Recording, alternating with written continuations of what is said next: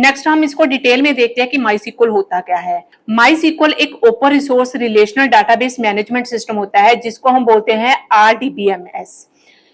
इसमें हम जो डाटा स्टोर करते हैं वो एक टेबल की फॉर्म में होता है और उस टेबल में जो डाटा होता है that is store in the form of rows and column. और उन्हीं रोज एंड कॉलम में जो डाटा स्टोर होता है उसको जो हम मैनेज करते हैं या उसको अगर हम रिट्रीव करते हैं तो वो डाटा रिट्रीव होता है with the help of queries.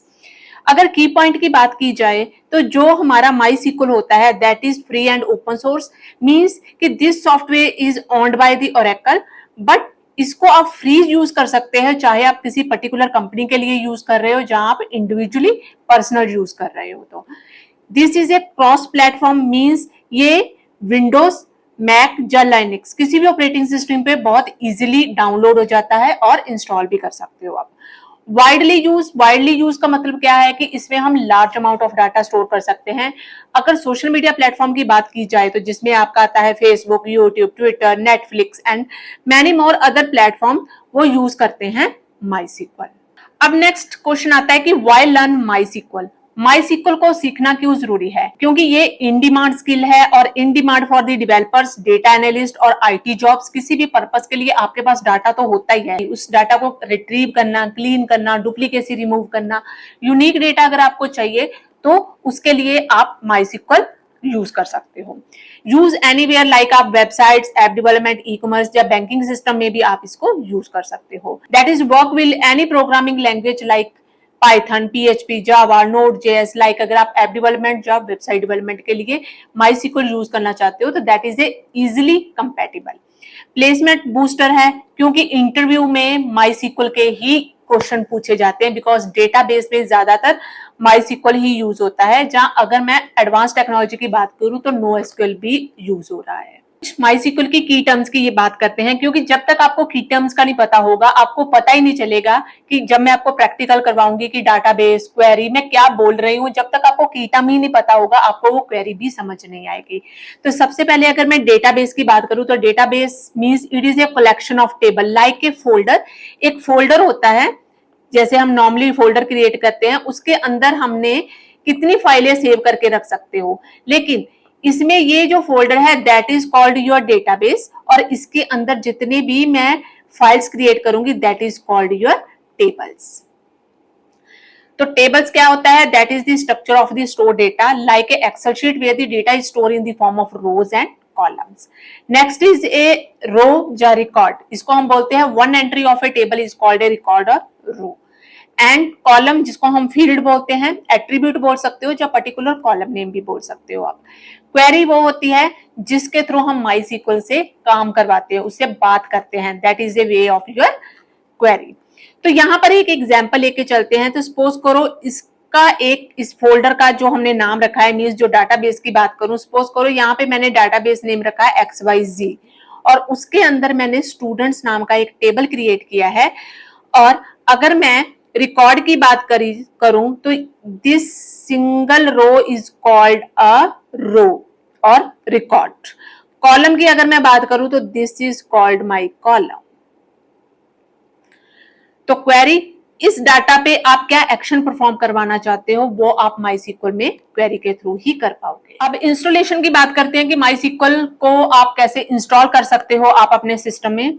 आप गूगल पे जाओगे, गूगल पे जाके आप इजीली लिख सकते हो कि डाउनलोड माईसीक्वल। उसके बाद आपको एक ऑफिशियल वेबसाइट मिलेगी mysql.com/downloads।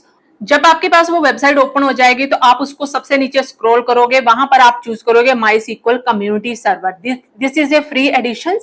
और उसके बाद आप अपना ऑपरेटिंग सिस्टम चूज कर सकते हो कि आप विंडोज के लिए यूज कर रहे हो, मैक के लिए यूज कर रहे हो या लाइनक्स के लिए यूज कर सकते हो। और उसके लिए बाद में आपने वेब और फुल वर्जन इंस्टॉल कर लेना है। जब आपका माईसीक्वल बिल्कुल डाउनलोड हो जाएगा आपके सिस्टम पे, उसके बाद टर्न आती है इंस्टॉलेशन की। तो इंस्टॉल करने के लिए आप जो आपकी फाइल डाउनलोड हो गई है उस पर आप डबल क्लिक करिए, जहां फिर आप उसको रन में इंस्टॉलर को चला सकते हो। उसके बाद आपने डेवलपर डिफॉल्ट इंस्टॉलेशन पे क्लिक करना है। उसमें आपकी जो ऑप्शन इंस्टॉल होगी दैट इज माईसीक्वल सर्वर, वर्कबेंच और शेल। ये तीन चीजें आपकी उसमें इंस्टॉल होनी चाहिए, तभी आपको वो कंप्लीट एडिशन मिलेगा, तभी आपका MySQL आपके सिस्टम पे वर्क करेगा। उसके बाद आप पासवर्ड सेट करने के लिए आपको बोलेगा, आप रूट भी कर सकते हो because root is easily to learn. बाकी आप अपने अकॉर्डिंगली पासवर्ड सेट कर सकते हो, लेकिन पासवर्ड ऐसा सेट करना जो आप इजिली रिमेंबर कर सको। उसके बाद आप एक नया यूजर भी ऐड कर सकते हो, दैट इज ऑप्शनल, अदरवाइज वो बाय डिफॉल्ट जो होता है रूट उसके साथ भी वर्क करेगा। उसके बाद आपकी जो इंस्टॉलेशन है वो फिनिश हो जाएगी।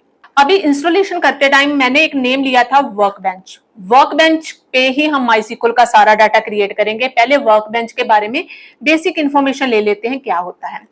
वर्कबेंच बेसिकली एक ग्राफिकल यूजर इंटरफेस होता है फॉर ए बिगिनर्स के लिए। जब भी हम MySQL वर्कबेंच ओपन करेंगे अपने सिस्टम पे, तो उसके लिए वो एक MySQL कनेक्शन जो कि आपका लोकल इंस्टेंस होगा, जो रूट और जो पासवर्ड आपने इंस्टॉलेशन करते टाइम सेट किया होगा, वो पासवर्ड आपसे मांग के आपके सिस्टम को आपके लोकल सिस्टम के साथ कनेक्ट कर देगा।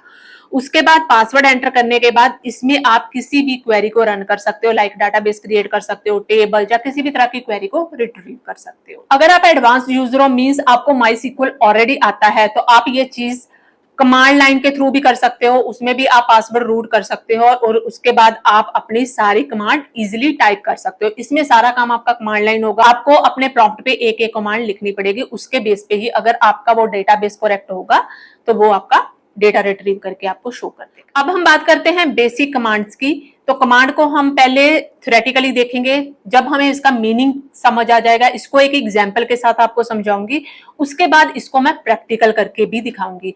तो मैं आपको एक सजेशन देना चाहती हूँ कि जैसे जैसे अगर आप जब भी ये वीडियो देख रहे हो तो साथ ही साथ आप प्रैक्टिकल करके जरूर देखो, क्योंकि जब आप वीडियो देख रहे होते हो तो देखने में ऐसा लगता है कि हाँ इट इज वेरी इजी, लेकिन जब आप इसको खुद प्रैक्टिकल करने बैठते हो तो कई तरह के एरर्स आ जाते हैं जो शायद वीडियो में मेरे पास ना आए। तो बेटर है कि आप इसको जैसे जैसे मैं बता रही हूँ वीडियो देखते टाइम ही आप ईच एंड एवरी क्वेरी को साथ ही प्रैक्टिकल करके देखो। तो सबसे पहले हम इसकी बेसिक कमांड्स देखते हैं। This is a basically a beginner to pro guide. सबसे पहले इसमें कमांड आती है शो डेटाबेसेस।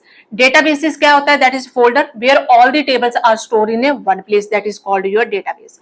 तो सबसे पहले हमें डेटाबेस को शो कैसे करवाना है कि क्या इस नाम का डेटाबेस ऑलरेडी मेरे MySQL में है या नहीं है। तो इसका पर्पस क्या होता है? That is list all the database available in MySQL server. जितने भी टेबल होंगे वो सारे मेरे एक पर्टिकुलर डेटाबेस में यूज होंगे। लाइक अगर मैं इसको एग्जांपल देखूं, अगर मेरे पास एम्प्लॉय का डाटा है तो एम्प्लॉयज में क्या होगा? सभी एम्प्लॉयज के नेम आएंगे। अगर स्टूडेंट्स है तो मैं उसको अलग डेटाबेस में रखूंगी। वाई वो यूज इट? इसको हम यूज करते हैं, इस कमांड को हम यूज करते हैं to check what database already exist before creating और यूजिंग वन। अगर मेरे पास डेटा ऑलरेडी मैंने डेटाबेस क्रिएट कर लिया है तो शो डेटाबेस करके ही मैं अपनी कमांड को चेक कर सकती हूँ। नेक्स्ट हम करते हैं क्रिएट डेटाबेस। डेटाबेस क्या होता है? डेटाबेस एक फोल्डर होता है जो ऑलरेडी मैंने लास्ट स्टेप में आपको डिफाइन कर दिया है, जिसका मेन पर्पस होता है कि उस डेटाबेस में हम मल्टीपल टेबल्स क्रिएट कर सकते हैं। तो क्रिएट डेटाबेस की जो कमांड होती है वो हमने जब भी न्यू डेटाबेस क्रिएट करना होता है उसके लिए हम इसको यूज करते हैं। तो इसका जो सिंटैक्स होता है वो होता है क्रिएट डेटाबेस, और यहाँ पर आप किसी भी डेटाबेस का नेम ले सकते हो। जैसे अगर मैं इसकी एग्जांपल देखूं तो क्रिएट डेटाबेस, यहाँ पर कॉलेज नाम का एक डेटाबेस क्रिएट किया गया है। जब मैं ये कमांड चलाऊंगी तो आप देखोगे कि आपके डेटाबेस में कॉलेज नाम का एक डेटाबेस क्रिएट हो गया होगा। प्रो टिप की बात करें तो जब भी आप कोई भी कमांड MySQL में चलाएंगे तो उसके बाद आपको सेमीकोलन देना जरूरी है, क्योंकि सेमीकोलंस ही ये डिफाइन करता है किसी भी लैंग्वेज में कि that is A end of your line और एंड ऑफ योर सिंटैक्स। अब जब हमने डेटाबेस को क्रिएट कर लिया, अब उस डेटाबेस को मुझे यूज भी करना है, तो उसको यूज करने के लिए हम यूज करते हैं कमांड यूज डेटाबेस। इसका पर्पस होता है कि जितने भी डेटाबेस आपने बनाए हैं, अगर आप किसी पर्टिकुलर डेटाबेस में काम करना चाहते हो तो यूज कमांड से आप एक पर्टिकुलर डाटा को सिलेक्ट कर सकते हो।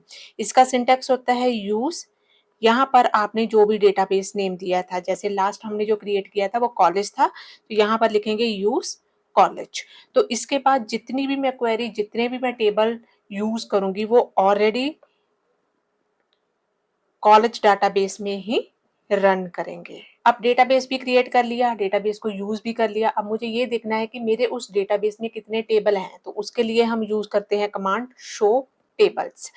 इसका मेन पर्पस होता है कि उस डेटाबेस में जितने भी टेबल बने होते हैं उसकी वो मुझे लिस्ट बना के दे देता है, किसपे, सिर्फ सिलेक्टेड डाटाबेस के अंदर। तो इसके लिए जो हम कमांड लिखते हैं दैट इज शो टेबल्स। तो जैसे मान लीजिए उसमें अगर ये मल्टीपल टेबल्स बने हैं या इससे भी ज्यादा टेबल बने हैं, अगर कोई भी टेबल नहीं है, बाय डिफॉल्ट कोई भी टेबल नहीं होता, वो आपको खुद क्रिएट करने पड़ते हैं, तो वो उसी हिसाब से आपको आपका लिस्ट शो कर देता है कि कौन कौन सा टेबल किस किस डेटाबेस में है। तो this help you check what table already exist और नॉट, उसके लिए हम यूज करते हैं शो टेबल्स। तो पहले इन सबको हम प्रैक्टिकली करके देखते हैं, उसके बाद हम डेटाबेस में टेबल क्रिएट करेंगे। चलिए आप प्रैक्टिकल देखते हैं। सबसे पहले स्टार्ट बटन या विंडो बटन पे क्लिक करोगे और यहाँ पे लिखोगे आप माईसीक्वल या वर्कबेंच, दोनों में से आप कुछ भी लिख सकते हो। जब आप इस पे क्लिक करोगे तो आपके पास ये विंडो ओपन हो जाएगी। तो बाय डिफॉल्ट जो मैंने यूजर नेम रखा है दैट इज रूट, रूट पे क्लिक करना है आपने। तो अगर आपका यूजर या लोकल सर्वर के साथ आपकी कनेक्टिविटी ठीक है तो कोई एरर नहीं आएगा, लेकिन अगर कोई एरर आता है तो you firstly understand the errors and find out the solutions. लेकिन अगर आपको उसका कोई सोल्यूशन नहीं मिल रहा तो आप मुझे नीचे कमेंट बॉक्स में बता सकते हो।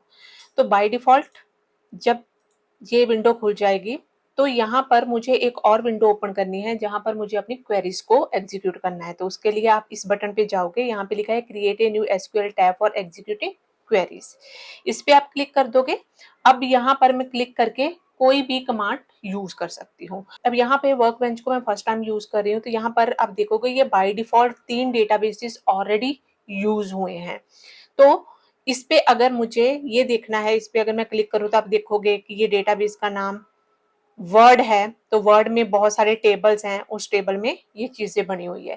पहले हम इन चीजों को एग्जीक्यूट करके देखते हैं। सबसे पहले हमने क्या करना है, इस वर्ड नाम के डेटाबेस को मुझे एग्जीक्यूट करना है। तो मैं यहाँ पे लिखूंगी यूज करने के लिए अगर मुझे पर्टिकुलर डेटाबेस में काम करना है वर्ड, और उसके बाद मैं क्या करूंगी, सेमीकोलन का साइन लगा दूंगी। इसको सिलेक्ट करने के बाद मैं इस क्वेरी को एग्जीक्यूट कर दूंगी। तो आप देखोगे यूज वर्ड और वो मुझे क्या कर देगा, इस डेटाबेस को ओपन करके दिखा देगा।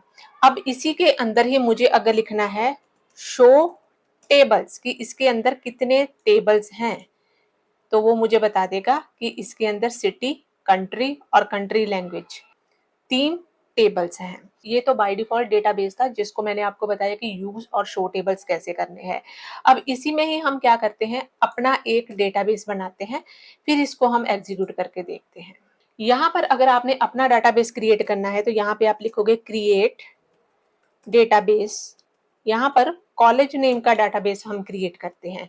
तो यहाँ पे लिखा है क्रिएट डेटाबेस कॉलेज, सिलेक्ट करके जब मैं इस पे क्लिक करूंगी तो यहाँ पे आ जाएगा create database college. Green colour का मतलब है कि आपकी वो वाली कमांड एग्जीक्यूट हो चुकी है। तो आप क्या करोगे, ऑलरेडी आप स्कीमा पे हो, राइट क्लिक करोगे इस पे, रिफ्रेश ऑल कर दोगे तो आप देखोगे कि आपका कॉलेज नेम का डेटाबेस ऑलरेडी बना है। इसको अगर मैं ओपन देखूं, टेबल में कुछ भी नहीं आ रहा है। तो इसके लिए अब क्या करना है, मुझे इस डेटाबेस के अंदर काम करना है। तो दूसरी कमांड मैं क्या लगाऊंगी, यहाँ पे यूज कॉलेज, और इसको सिलेक्ट करके जैसे ही मैं इसको एग्जीक्यूट करूंगी तो आप देखोगे यहाँ पर टेबल आ जाएगा। नेक्स्ट हम इसमें देखते हैं how to create a table in database. इसका मेन पर्पस होता है create a new table with in the columns, जिसमें हम क्या कर सकते हैं कि जैसे हमने ID, name, class, roll number, उस कॉलम के साथ हम एक टेबल नेम को क्रिएट कर सकते हैं। सिंटैक्स देखे तो सबसे पहले हमें लिखना पड़ेगा क्रिएट टेबल। यहाँ पर हम एक पर्टिकुलर टेबल का नाम देके उसमें कौन सा कॉलम लेना है, उसकी कौन सी डेटा टाइप होगी, ऐसे ही आप जितने कॉलम लेना चाहो विद डेटा टाइप के साथ आप उसको डिफाइन कर सकते हो। इसको एक एग्जाम्पल के साथ समझते हैं। मान लीजिए यहाँ पे लिखा है क्रिएट टेबल और जो मेरे टेबल का नाम है दैट इज ए स्टूडेंट। इसमें फर्स्ट आईडी ली है, आईडी में मैंने यहाँ पे डेटा टाइप दिया है इंट। इंट का मतलब क्या होगा कि इसमें जो भी मैं आईडी दूंगी that is in the form of number only. And यहाँ पे जो प्राइमरी की लिया है अभी हम इसको छोड़ देते हैं, यहाँ पर अभी हम प्राइमरी की नहीं करेंगे, जब हम इसके कॉन्स्टेंट्स करेंगे तब हम इसको क्लियरली डिफाइन करेंगे। उसके बाद यहाँ पे लिया है नेम, और जब भी हम किसी का नेम लेते हैं that is in the form of string, that is in the form of alphabets, तो हम उसके लिए varchar ले रहे हैं और यहाँ पर मैंने लिया है कि जो भी मैं स्ट्रिंग लूंगी उसकी जो लेंथ है वो 50 कैरेक्टर तक होगी। और ऐसे ही एज ली है जिसकी डेटा टाइप होगी इंटीजर। अब जब ये कमांड मैं रन करूंगी कि now a table student is created with in the 3 columns, उसमें होगा एक आईडी होगा, एक नेम होगा और एक एज होगा। अब इसमें प्रो टिप की बात करें तो जो डेटा टाइप मैंने इंटीजर लिया है उसमें नंबर स्टोर होंगे, जो varchar 50 लिया है उसमें टेक्स्ट होंगे और अप टू 50 कैरेक्टर इसमें मैं स्टोर कर सकती हूँ। अभी आप सिर्फ रफली आइडिया ले लीजिए, इसको हम आगे डिटेल में करेंगे। ये जो प्राइमरी की कॉन्स्टेंट्स लिया है इसका मतलब है कि मैं जो भी रिकॉर्ड इसमें एंटर करूंगी वो डुप्लीकेसी को नहीं एंटर होने देगा। मीन्स अगर मुझे यूनिक डेटा चाहिए तब हम प्राइमरी कॉन्स्टेंट्स यूज करते हैं। अब हम इसमें क्रिएट कमांड करते हैं। अब मैंने अब यूज डेटाबेस नेम जैसे यूज कॉलेज लिख लिया, तो अब मैं जितनी भी कमांड एग्जीक्यूट करूंगी वो ऑटोमेटिकली मेरी कॉलेज नेम के डेटाबेस पे ही एग्जीक्यूट होगी। तो यहाँ पर हम एक स्टूडेंट नाम का टेबल क्रिएट करते हैं। तो यहाँ पे लिखते हैं create table, student is my table name. तो सबसे पहले मुझे क्या लेना है यहाँ पे कॉलम नेम, तो सबसे पहले यहाँ पे मैं ले लेती हूँ इनकी आईडी। आईडी मीन्स 1 2 3 कुछ भी आप ले सकते हो, या रोल नंबर ले सकते हो, और वो जो डेटा है वो मेरा इंट फॉर्म में रहेगा, नंबर की फॉर्म में रहेगा। तो मैं यहाँ पे उसकी डेटा टाइप ले लेती हूँ इंट। इंट के बाद मुझे क्या चाहिए, इनका नेम चाहिए, तो नेम हम लेते हैं varchar में। varchar का मतलब क्या होता है, जिसमें आप न्यूमेरिक वैल्यू और कैरेक्टर्स भी लिख सकते हो। तो इसका मैं यहाँ पे 50 इसकी लेंथ डिफाइन कर देती हूँ। और एक हम ले लेते हैं इसमें एज, एज में इंट ले लिया और ब्रैकेट बंद करके इसका सेमीकोलन लगा देंगे। तो अब यहाँ पे इस टेबल पे का नाम स्टूडेंट है और इसमें 3 कॉलम आईडी, नेम और एज क्रिएट किया है। और जैसे मैं इसको एग्जीक्यूट करूंगी तो आप देखोगे यहाँ पे ग्रीन आ गया है। और जैसे ही मैं इस पे रिफ्रेश करूंगी, रिफ्रेश ऑल, तो आप टेबल पे देखोगे एरो आ गया है। और जब आप इस पे क्लिक करोगे तो आप देखोगे यहाँ पे स्टूडेंट नाम का ऑलरेडी मेरा टेबल शो हो रहा है। अब मुझे ये देखना है कि मेरे डेटाबेस में टेबल कौन कौन सा है। यहाँ तो विद कमांड, अगर मुझे कमांड के थ्रू देखना है तो आप यहाँ पे लिखोगे शो टेबल्स। तो इस कमांड को हम एग्जीक्यूट करते हैं तो अब आप देखोगे यहाँ पर स्टूडेंट नाम का डाटा यहाँ पे शो हो जाएगा। आगे आता है कि how to insert a data in that table. तो उसके लिए मुझे क्या करना है, सबसे पहले अगर मुझे टेबल में रिकॉर्ड्स एंटर करने हैं तो उसके लिए हम इंसर्ट कमांड लगाते हैं। इंसर्ट कमांड का सिंटेक्स है इंसर्ट इनटू, यहाँ पर टेबल नेम और जो भी कॉलम दिए हैं और उसके बाद आप उनकी वैल्यू डिफाइन कर दोगे। इसको एक एग्जांपल के साथ इलेबोरेट करके देखते हैं। यहाँ पे जैसे लिखा है इंसर्ट इनटू और जो मेरा स्टूडेंट्स है that is my table name, और उसमें मैंने 3 कॉलम्स लिए थे और इसके बाद वैल्यूज लेके आईडी में 1 चला जाएगा, नेम में अमित चला जाएगा और एज में 20 चला जाएगा। अब जो चीज मैंने varchar में दी है that is in the form of string, जहाँ तो आप उसको सिंगल कोट में दे सकते हो, जहाँ आप उसको डबल कोट में दे सकते हो। अगर आप इसको विदाउट कोड दोगे तो वो आपको एरर शो करेगा। This adds a students name, तो ये आपका आउटपुट आ जाएगा और इसकी जो आईडी होगी वो 1 होगी। एज जो आप एंटर करोगे इस टाइम पे मैंने जो डेटा एंटर किया है उसके अकॉर्डिंगली आपको रिजल्ट शो हो जाएगा। अब नेक्स्ट हम इसमें क्या करते हैं, जो टेबल हमने ऑलरेडी क्रिएट किया है इसके अंदर डेटा इंसर्ट करते हैं। तो उसके लिए हम यूज करेंगे इंसर्ट कमांड। हम यहाँ पे लिखेंगे इंसर्ट इनटू, टेबल नेम है मेरा स्टूडेंट। अब इसको आप 2 तरीके से यूज कर सकते हो। तो फर्स्ट तरीका है कि आप स्टूडेंट के बाद ब्रैकेट ओपन करके जितने आपने कॉलम दिए हैं वो आप यहाँ पे कॉलम लिख लीजिए, नेम एंड एज, और उसके बाद दूसरी ब्रैकेट ओपन करिए, उसमें आप लिखिए वैल्यूज। आईडी कौन सी है 1, नाम क्या है सपोज मैंने राम दिया है, और इसके बाद एज क्या है सपोज मैंने एज दी है 20। अब इसके बाद मैं क्या करूंगी, सेमीकोलन लगा के इस कमांड को सिलेक्ट करके हम एग्जीक्यूट कर देंगे। तो यहाँ पर ये एरर आ रहा है, ये मैंने इसलिए किया ताकि मैं आपको एरर दिखा सकूं कि एरर कैसे आ सकते हैं। अब यहाँ पर इंसर्ट इनटू स्टूडेंट आईडी ये सब कुछ तो ठीक है, लेकिन यहाँ पर अगर आप एरर का कोड देखो, यहाँ पे लिखा है unknown column are in field list. अब इसका मतलब क्या है, क्योंकि जो मैंने ये नेम लिया था ना, जो नेम लिया है मैंने, तो उसको नहीं समझ लग रहा कि ये राम की वैल्यू इसमें डालनी है। जो मैंने नेम की डेटा टाइप ली है that is A varchar, means वो स्ट्रिंग फॉर्म में है। तो मुझे यहाँ पे क्या करना पड़ेगा, या तो मुझे डाटा सिंगल कोट में या डबल कोट में देना पड़ेगा। कौन सा डेटा, जिसकी मैंने data type varchar means character set की है। अब इसको एग्जीक्यूट करके देखते हैं, तो आप देखोगे यहाँ पे टिक आ गया है। तो वो डेटा मेरा अब स्टूडेंट में, अगर मैं इस पे क्लिक करूं स्टूडेंट पे और कॉलम पे क्लिक करूं, तो वो डेटा मेरा नीचे आ जाएगा। सेकंड, दूसरा तरीका है, आप यहाँ पे लिख सकते हो इंसर्ट इनटू टेबल नेम, और इसके बाद सीधा आप वैल्यूज भी दे सकते हो, आपको अपनी हेडिंग्स लिखने की जरूरत नहीं है। तो सेकंड करते हैं, और दूसरा नाम आप डबल कोट या सिंगल कोट किसी में भी दे सकते हो, कोमल, और यहाँ पर एज लिख लेते हैं 30। अब इसके बाद फिर सेमीकोलन लगा के इस कमांड को हम एग्जीक्यूट करेंगे, तो सिंगल कोट या डबल कोट स्ट्रिंग फॉर्म दोनों में आ सकती है। अब यहाँ पर एक तो कमांड ये है कि आप स्टूडेंट पे जाके यहाँ पर डाटा आप सिलेक्ट कर सकते हो, और ये तो है क्लिकेबल फॉर्म में। लेकिन अगर आपको डाटा सिलेक्ट करने की कमांड चाहिए तो आपको यहाँ पे लिखना पड़ेगा सिलेक्ट स्टार। का मतलब क्या होता है कि जितने भी रिकॉर्ड है मेरे टेबल में from table name, table name क्या है मेरा स्टूडेंट। जैसे मैं इसको एग्जीक्यूट करूंगी तो आप देखोगे यहाँ पर डेटा आ जाएगा। जहां आप स्टूडेंट पे जाके इस पे क्लिक करोगे तब भी आपका सेम डेटा आ जाएगा। नेक्स्ट आता है कि अब मैंने टेबल भी क्रिएट कर लिया, उसमें डाटा भी इंसर्ट कर लिया। अब जो डेटा मैंने इंसर्ट किया है उसको अगर मुझे देखना है, मुझे शो करवाना है, तो उसके लिए हम शो कमांड यूज करते हैं। जैसे हम इसको ये भी कह सकते हैं कि show data means retrieve A data from the table.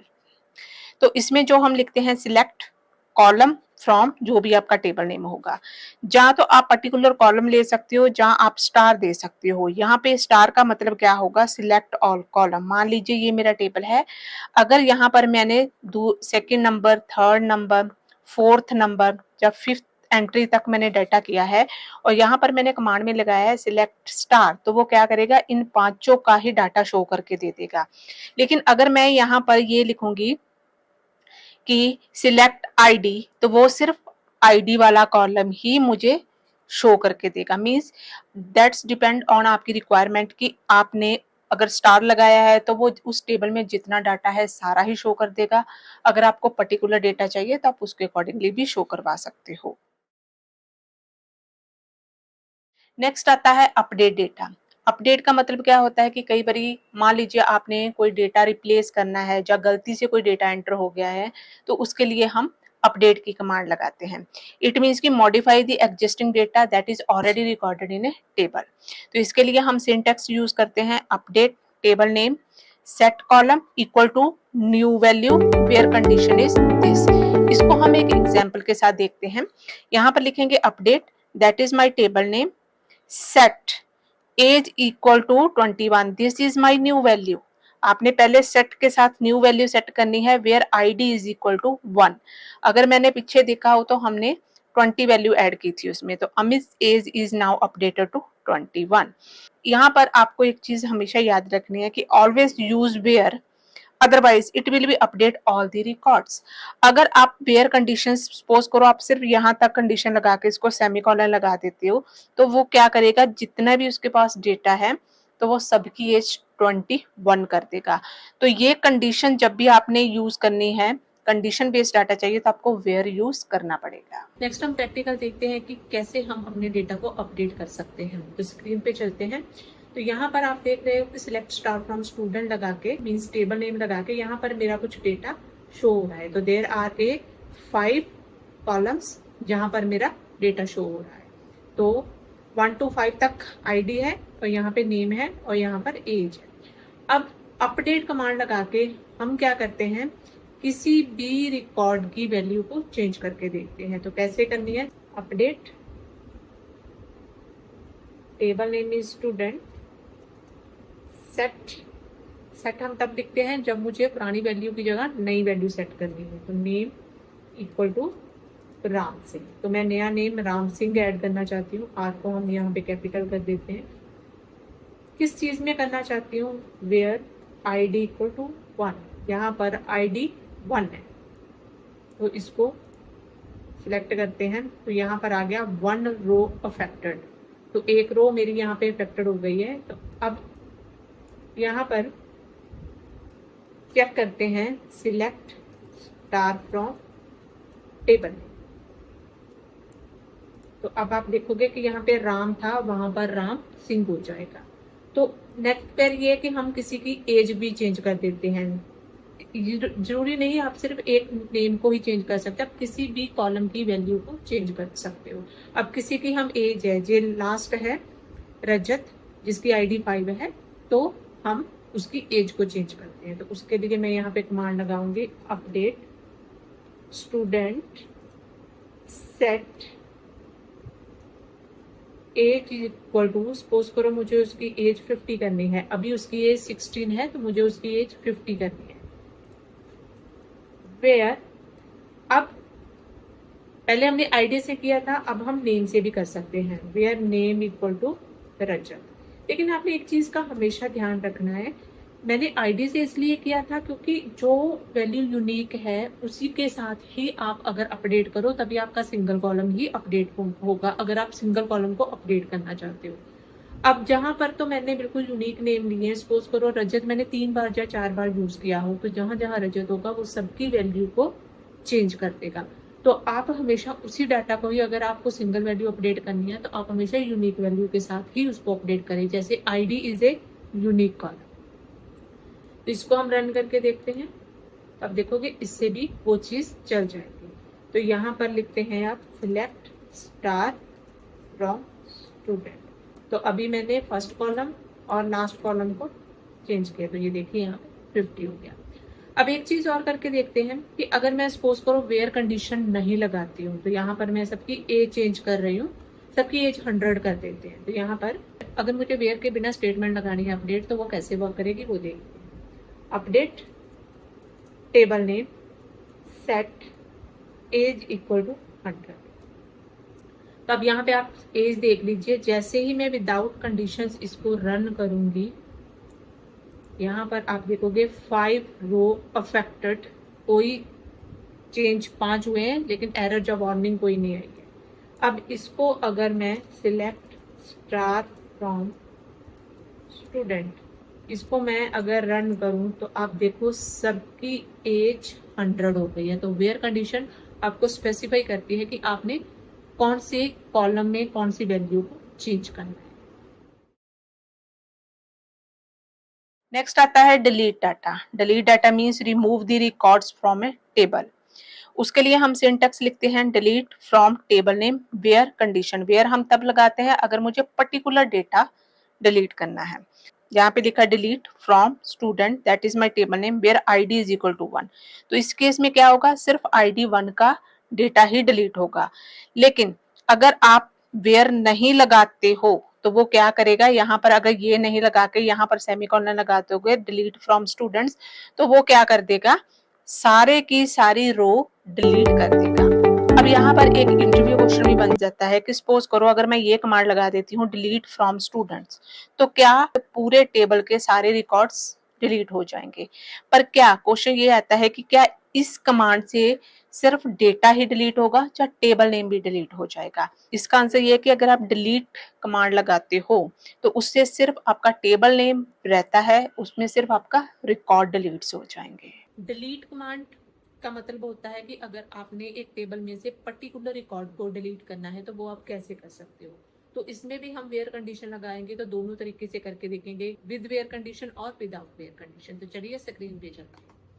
तो यहाँ पर सपोज करो मुझे सेकंड नंबर ID है जो 2, जिसका नेम है कोमल, और उसकी एज जो हमने लास्ट क्लास में ऑलरेडी 100 की थी, तो अभी एज मैंने चेंज नहीं की है। तो मान लीजिए मुझे सेकंड ID सेकंड रो का जो डेटा है वो डिलीट करना है, तो वो कैसे डिलीट होगा, delete from table name where ID equal to 2।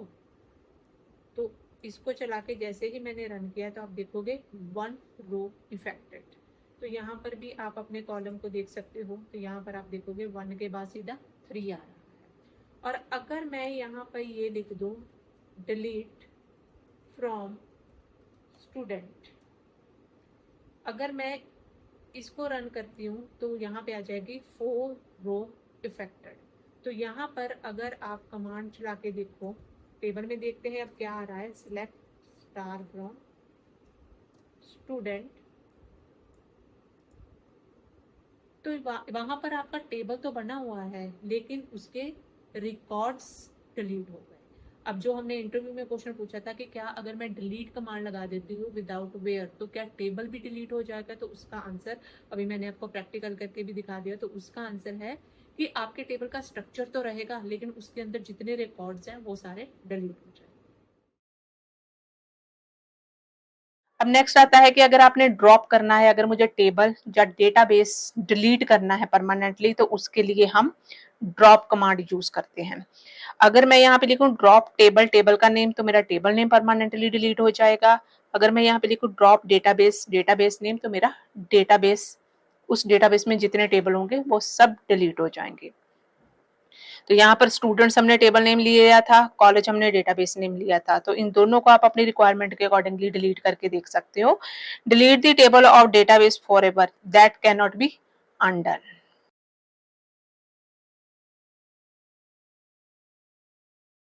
जितना अभी तक हमने किया है उसको एक बार समराइज करके देखते हैं। शो डेटाबेस होता है अगर मुझे सारे डेटाबेस को शो करवाना है। क्रिएट डेटाबेस के लिए हम डेटाबेस बनाने के लिए यूज करते हैं। यूज कमांड होती है जब हमने किसी पर्टिकुलर डेटाबेस के अंदर काम करना है। शो होता है to see the table and create tables हम यूज करते हैं to make a table in a particular database. Insert command होती है to add the data in a particular table. Select means view data या show data of a particular table. Update से हम किसी भी डेटा को चेंज कर सकते हैं। डिलीट से डेटा डिलीट हो जाता है और ड्रॉप से क्या हो जाता है, डिलीट टेबल या डेटाबेस फॉरएवर। अब नेक्स्ट हम डिस्कस करते हैं कैटेगरीज ऑफ एसक्यूएल कमांड्स।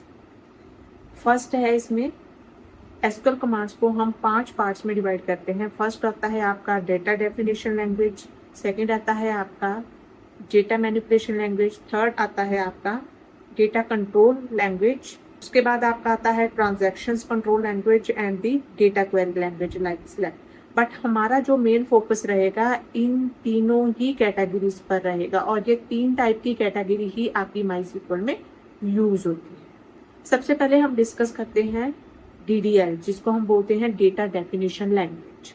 इसमें हम क्या करते हैं, सबसे पहले अगर आप DDL यूज कर रहे हो तो that is deal with the database structure, जिसमें आपको क्रिएट करना होगा, मॉडिफाई मीन्स अपडेट करना होगा, एडिट करना होगा, जिसमें आप टेबल्स को डिलीट कर सकते हो या फिर आप डेटाबेस को भी डिलीट कर सकते हो।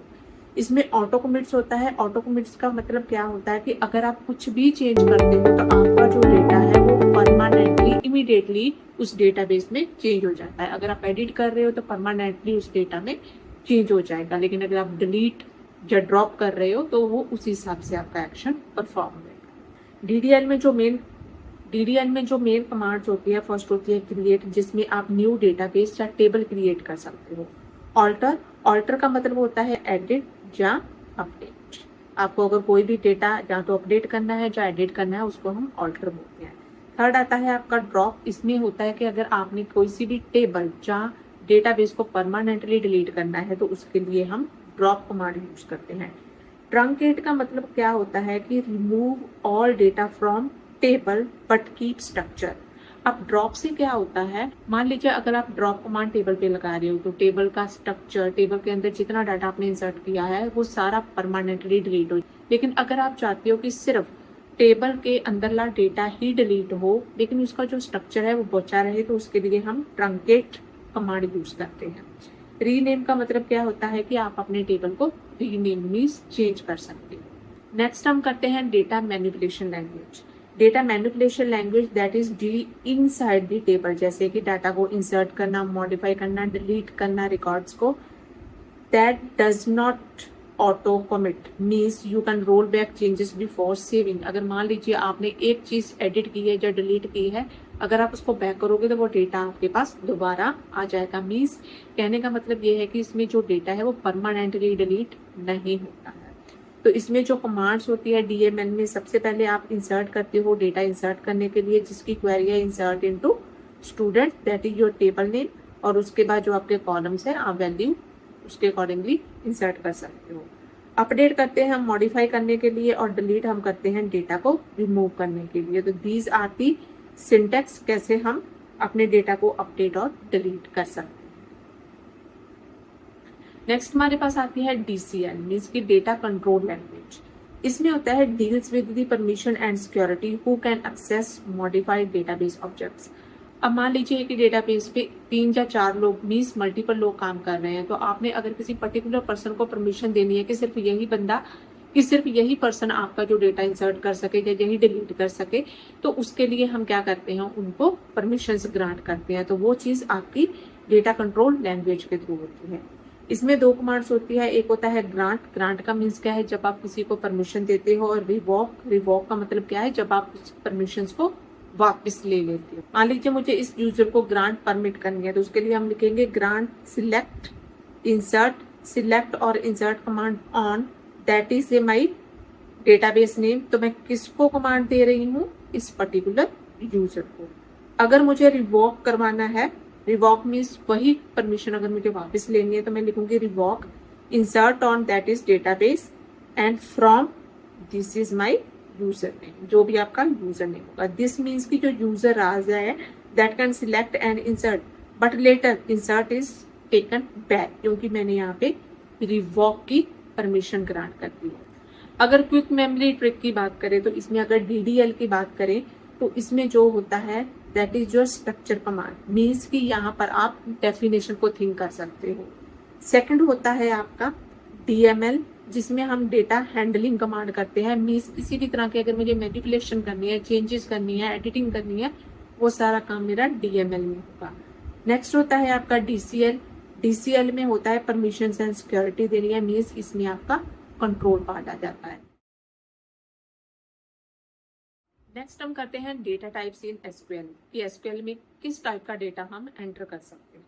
तो data type defines what kind of data can be stored in a column, means की that is in the form of number, text, dates, या किसी भी फॉर्म में हो सकता है।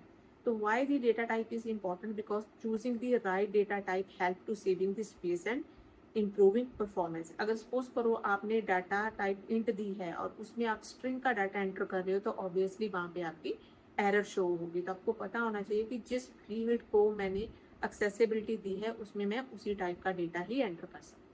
फर्स्ट आपके पास आता है न्यूमेरिक डाटा टाइप, मीन्स जिसमें आप नंबर स्टोर करते हो। फर्स्ट है इसमें इंटीजर में हम क्या कर सकते हैं, that is store the whole number, जिसमें पॉजिटिव और नेगेटिव नंबर तो हो सकते हैं, लेकिन डेसिमल पॉइंट वाले नंबर्स नहीं होंगे। लाइक ये नंबर आप इसमें एंटर नहीं कर सकते। इसकी जो रेंज होती है, दिस इज ए रेंज जो कि नेगेटिव से लेके पॉजिटिव साइन तक जाती है, लेकिन decimal point is not in. इसमें हम एग्जांपल लिख सकते हैं, जैसे 1, 10, 500। पॉजिटिव नंबर ऑलरेडी है, नेगेटिव नंबर भी आप दे सकते हो। इसको आप ऐसे यूज कर सकते हो, जहाँ पे आप मार्क्स देने हैं, तो उसके लिए भी आप ये डेटा टाइप यूज कर सकते हो। नेक्स्ट आती है आपकी tiny int, small int, medium int and big int, that is also a subcategories of integer data type, that is the variation of int with a different range to save the space। जैसे अगर तो मान लीजिए आपका data बहुत कम है, means अगर आपकी रेंज सिर्फ यहाँ तक ही रह रही है, 150 तक रह रही है, अगर मान लीजिए आपके पास जो डेटा है वो सिर्फ 120 तक ही एंटर करना है, तो आप टाइनी इंटीजर भी ले सकते हो। स्मॉल इंटीजर की जो रेंज होती है वो उसके भी इसमें डाटा ले सकते हो। और अगर आपके पास बहुत लार्ज अमाउंट है, लाइक आपने मनी कैलकुलेशंस करनी है, तो उसके लिए आप बिग इंट भी ले सकते हो।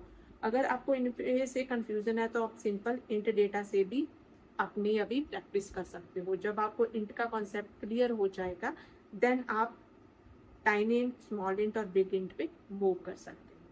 नेक्स्ट आता है आपके पास फ्लोट क्या होता है, that is store the decimal number, approximately value. जैसे कि अगर मान लीजिए मेरे पास ये वैल्यू है, किसी भी टाइप का वैल्यू है, तो अब डेसिमल वैल्यू इंटीजर में तो नहीं होगी, वो हम फ्लोट में दे सकते हैं।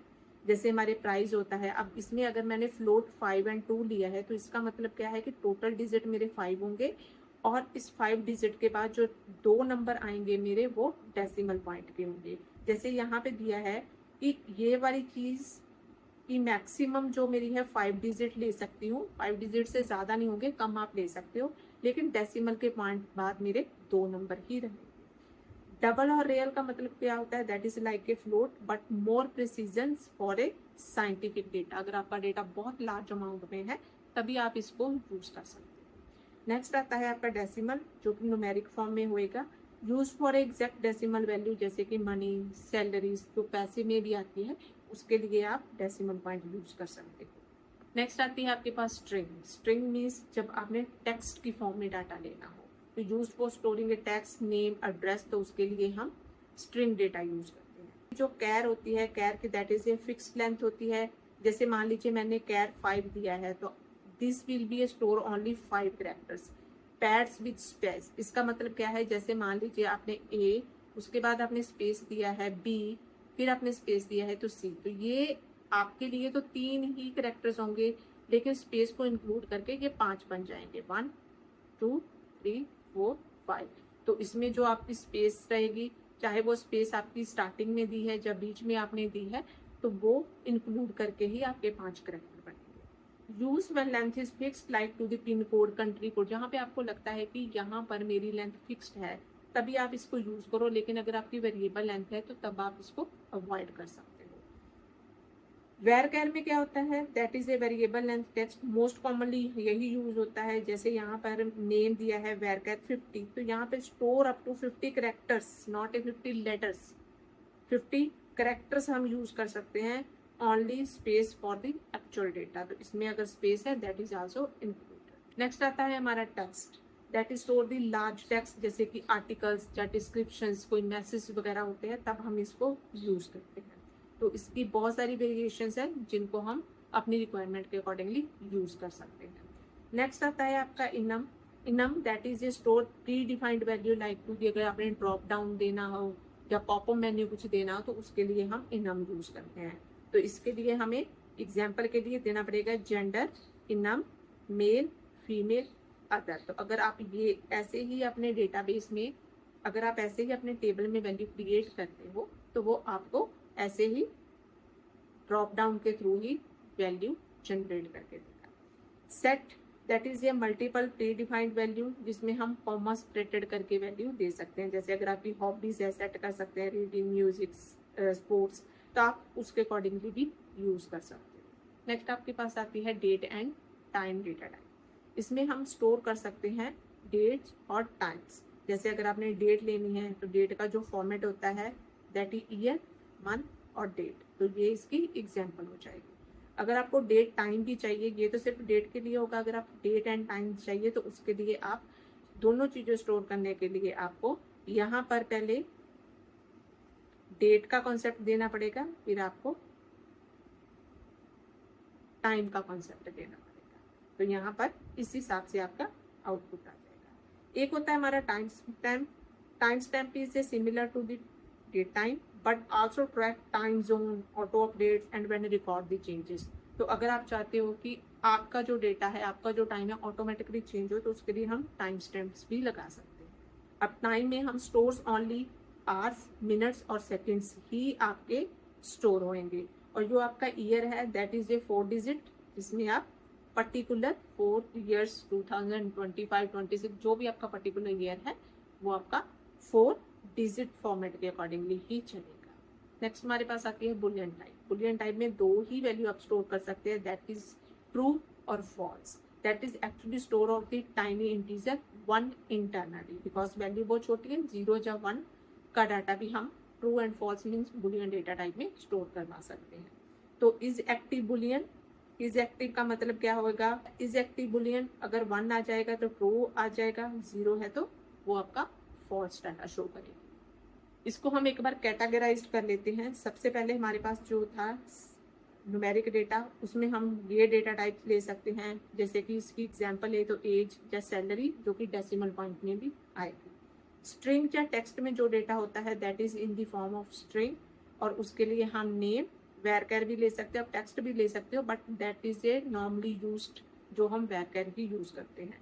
डे टाइम आप ले सकते हो, जिसमें आपको डेट एंड टाइम, जैसे birth time, birth date of birth आपने अपने फॉर्म में लगानी है तो वो आप यूज कर सकते हो।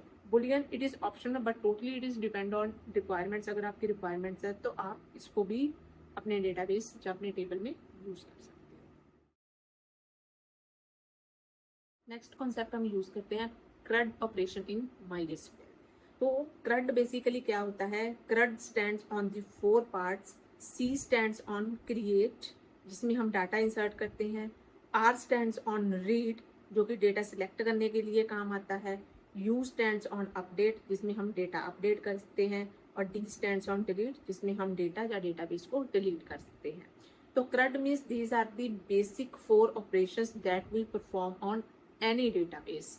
तो जिसमें आप क्रिएट, रीड, अपडेट या डिलीट अपने रिकॉर्ड को या डेटाबेस को कर सकते हैं। सबसे पहले हम CRUD का C यानी कि क्रिएट और इंसर्ट के बारे में पढ़ते हैं। इनका मेन पर्पस होता है कि add new records in A database, जिसमें हम इंसर्ट कमांड लगा के अपने टेबल में अपने डेटाबेस के अकॉर्डिंग भी अपनी वैल्यू इंसर्ट कर सकते हैं। जैसे insert into that is my table name, तो ये मेरे कॉलम नेम है तो उसके अकॉर्डिंग भी मैंने ये अगर एंट्री की है तो this will insert in a new students ID that is 1। Means जो भी आपने डाटा दिया होगा वो हम इंसर्ट कमांड से, तो क्रिएट का मतलब होगा आपने इंसर्ट कमांड लगानी। सेकेंड होता है आपका रीड। रीड का मतलब क्या होता है? सिलेक्ट, मीन्स की शो डेटा करना। दैट इज ए फेच और retrieve A data from a table. तो इसके लिए हम सिलेक्ट कमांड लगाते हैं, सिलेक्ट स्टार फ्रॉम स्टूडेंट्स। अगर आप ये कमांड दोगे तो आपके ऑल रिकॉर्ड्स एंड लेकिन अगर आप पर्टिकुलर कॉलम नेम दे दोगे तो show only name and age data. तो स्टार का मीन्स क्या होता है? सिलेक्ट ऑल कॉलम्स, मीन्स की whole data of the table. Next हमारे पास आता है अपडेट। अपडेट का मेन पर्पस होता है मॉडिफाई और change the existing data in a table. अगर आपने किसी भी तरह की एडिटिंग करनी है तो उसके लिए हम अपडेट कमांड लगाते हैं। Update table name, set that is A my new value और वेयर द कंडीशन, और किस कंडीशन पे मुझे डाटा लगाना है। तो यहाँ ऑलरेडी हमने डिस्कस किया है कि अगर आप वेयर कंडीशन नहीं लगाते हो तो आपके डेटाबेस में जितना डाटा है वो सबको ही अपडेट कर देगा। तो update that is my table name, set age is equal to 21 where ID is 1। तो जिस जहाँ पर मेरी ID 1 है उसकी एज हो 21 कर देगा। तो so always use where, if you don't use this और row will be get updated. Next हमारे पास आता है डिलीट। डिलीट का मेन पर्पस होता है remove records from a table. Means इसका जो सिंटेक्स होता है वो delete from table name where condition. अगर आपको सिर्फ एक पर्टिकुलर डेटा डिलीट करना है तो उसके लिए आपको वेयर कंडीशन लगानी पड़ेगी। अगर आप वेयर कंडीशन नहीं लगाते हो तो आपके टेबल में जितना डाटा है वो सारा ही डिलीट हो जाएगा। तो उसके लिए हम अगर ये वेयर कंडीशन के अकॉर्डिंगली लगाते हो तो सिर्फ आपका जो ID 1 है वही डिलीट होगा। अगर आप वेयर कंडीशन नहीं लगाते हो तो आपकी सारी की सारी रोज डिलीट हो जाएंगी। तो हमने CRUD की जितनी अभी स्लाइड्स की हैं उन सब की हम क्विक समरी कर लेते हैं। CRUD का जो C है that is for insert, means की add a new data. Read for a select command and इससे हमारा डाटा रिट्रीव होता है। अपडेट SQL कमांड होती है अपडेट, और इससे हम अपने डेटा को मॉडिफाई कर सकते हैं। लास्ट है हमारे पास डिलीट, जो कि डिलीट करने के लिए काम आता है और इसमें हम अपने टेबल के डेटा को डिलीट कर सकते हैं। MySQL में अब रियल लाइफ यूजेस की एग्जांपल देखते हैं। MySQL में अब रियल लाइफ यूजेस की एग्जांपल देखते हैं कि यहाँ पर MySQL इंप्लीमेंट होता है। MySQL is not just a learning, it is power the apps we can use every day. तो यहाँ पर कुछ कंपनीज, बहुत बड़ी कंपनीज और इंडस्ट्री हैं जो कि MySQL पर रिलाई करते हैं अपने डेटा को सेव करने के लिए। इंस्टाग्राम की अगर बात करें तो इंस्टाग्राम पे हम जितनी पोस्ट करते हैं वो भी किसी डेटाबेस में जाकर स्टोर होती है। उसमें कितने लाइक्स है, कितने कमेंट्स हैं, तो ये सारा डाटा एक डेटाबेस में जाके स्टोर होता है। तो every photo, video, like, comments you can see on the Instagram is store in the database. तो इन सब का रिकॉर्ड MySQL के डेटाबेस में रहता है। MySQL की अगर एडवांटेजेस की बात की जाए तो सबसे पहले है easy to learn and beginner friendly. MySQL use a simple English like commands like select, insert, update, delete. तो ये सब इंग्लिश सेंटेंस ही है जिसको हम एज ए क्वेरी में यूज कर सकते हैं।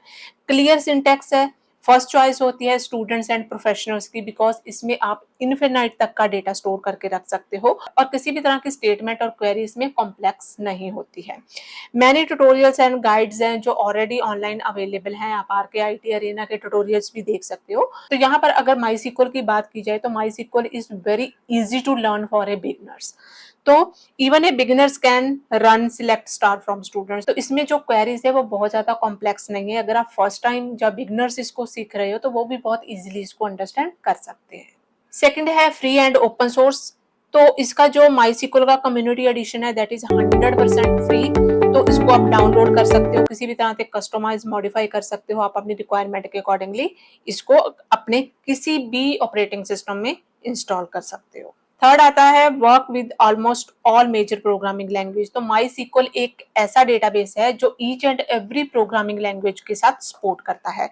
PHP, Python, Java, dot net, C plus plus, Node JS, React JS. तो ये कुछ ऐसी प्रोग्रामिंग लैंग्वेज है जिसको आप different different purpose like to the software development, app development, जहाँ वेबसाइट डेवलपमेंट के लिए यूज कर सकते हो, लेकिन उनका जो बैकएंड रहेगा, उनका डेटाबेस, ये सब माईसीक्वल उसके साथ सपोर्टेबल रहेगा। It is a perfect for the web development, mobile apps and the enterprises software जो आपकी रिक्वायरमेंट के अकॉर्डिंगली आप डेवलप कर रहे हो। अगर आप किसी भी तरह का framework like flask, डीजेंगो, Laravel, PHP का यूज कर रहे हो तो उसमें भी ये सपोर्टेबल रहेगा। तो एग्जांपल है कि जो हमारा इंस्टाग्राम है वो पाइथन प्लस माईसीक्वल के साथ बना हुआ है और जो वर्डप्रेस है वो पीएचपी एंड माईसीक्वल के साथ वर्क कर रहा है। नेक्स्ट आता है लार्ज कम्युनिटी एंड सपोर्ट। इसकी अगर हम बात करें तो MySQL has a huge global community, millions of the developers use it.